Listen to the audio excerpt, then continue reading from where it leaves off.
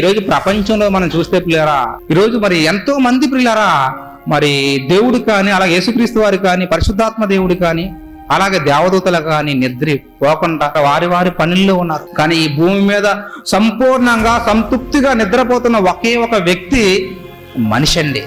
మనిషికి ఆ యొక్క ధన్యత ఇచ్చాడు ప్రియులారా. నిద్రపోండి, నేను కాదనడం లేదు. కానీ నిద్ర నుంచి లేచిన తర్వాత అయినా ఒక్కసారి ఆలోచించు. నీకెంత నిద్ర ఉంది, కానీ నీ కన్న తండ్రికి ఎందుకు కునకడు నిద్రపోవడం లేదు?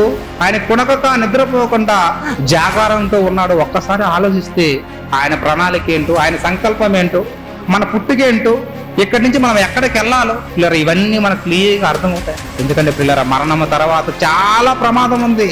ఏంటి, ఇక్కడ కునుకామో నిద్రపోయామో ఆ విషయం గ్రహించక చాలా ప్రమాదంలోకి వెళ్ళిపోతాం ప్రియులారా. మరణించిన మరో క్షణంలో ప్రియులారా చాలా ప్రమాదంలోకి వెళ్ళిపోతాం. కనుక ఇక్కడే ఈ భూలోకంలో ఉన్నప్పుడే కళ్ళు తెరిసి ఒక్కసారి ఆలోచించు.